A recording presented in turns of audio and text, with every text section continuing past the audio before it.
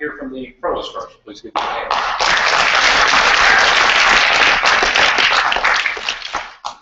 Noah, Jacob, Rebecca, and I will be discussing the pros of personal data collection.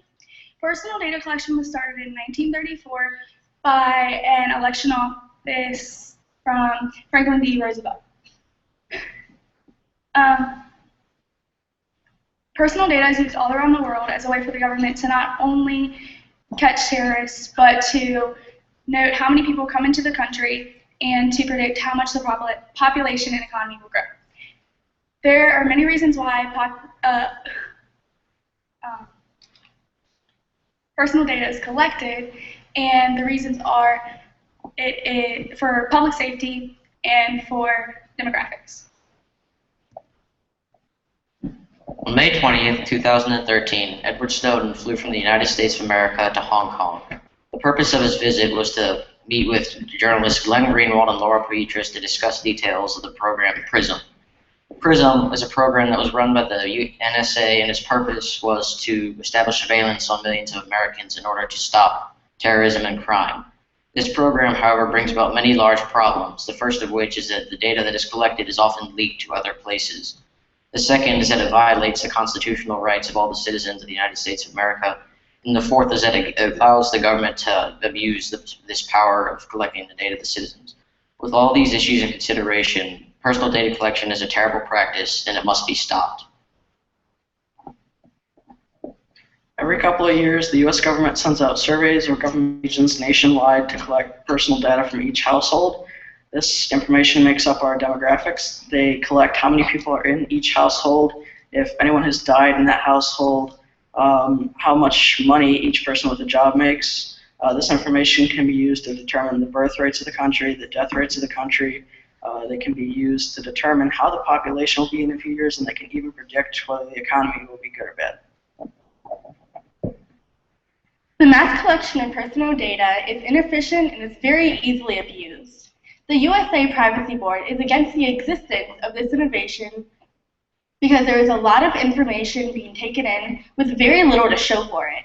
In fact, there is almost no evidence that it actually helps improve national security. Edward Snowden reported that in 2012, 300 phone searches led to 120 phone numbers being collected and saved in a database by the NSA.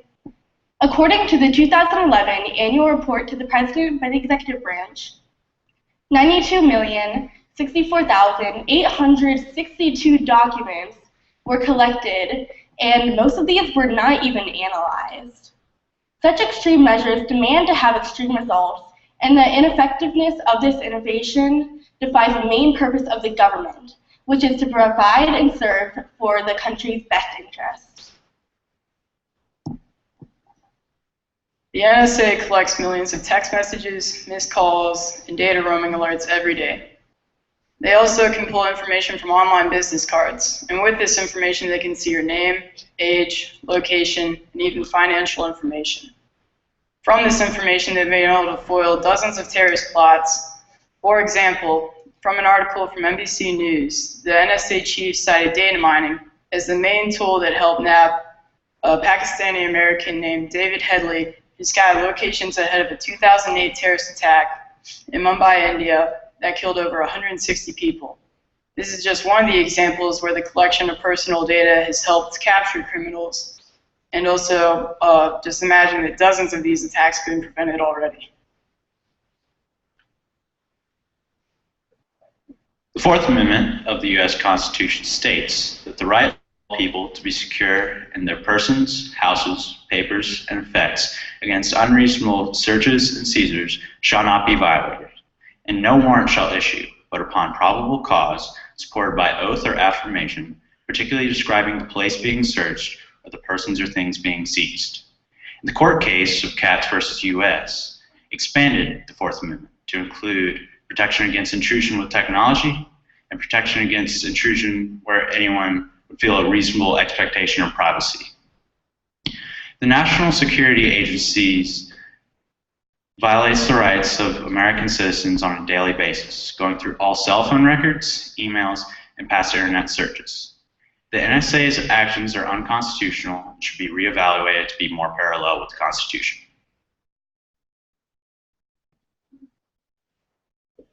Immigration and emigration make up a central part in any country's stability and thus must be tracked for the sake of a stable nation. The collection of citizens' personal data is key to tracking these changes. With the advancement of this technology, many new doors open for our government and enable it to observe changes and patterns in our country's population and even diversity. As immigration and emigration are very difficult to consistently track and record information on, the collection of personal data has greatly benefited our country in many ways. Between March 2010 and April 2011, there were UK government staff caught hacking into people's private and personal data. There were 513 accounts of it, and the next year, 460 were disciplined. That following year through April 2011 to January 2012. Zach Whittaker reported that there were unauthorized disclosures of official, sensitive, private, and/or personal information. Why should we let someone hack into our government staff or government that takes our private and personal data so easily, just like a click of the button? Personal data collection is a necessary process for maintaining national security and our country's stability. Without it, we would suffer a crippling blow and would be vulnerable to many terrorist attacks, unable to record critical demographic information, and a less powerful country. In 2013, when Edward Snowden left the United States of America and all he had there, he was letting the atrocities that the NSA had been committing be known to the people. The collection of personal data by the government creates leaks, it violates the privacy of the Americans, and it also gives the government a power that they can easily abuse. The collection of personal data by the American government is one more step towards taking away many of the rights that the Americans fought so hard to gain, the same principles that the country was founded on. And lastly, as Edward Snowden said, your rights matter because you never know when you're going to need them.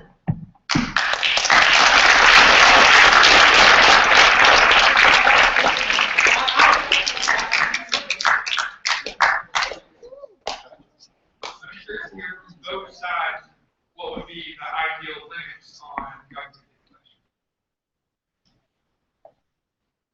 collection? I think they should only collect, they should have only a certain amount that they can collect from each person daily or yearly. I believe that they should only collect data of people that actually are linked to suspicious activity in terrorist organizations, rather than collecting it from millions and millions of Americans that have nothing to do with said activity. And have a judicially sanctioned warrant.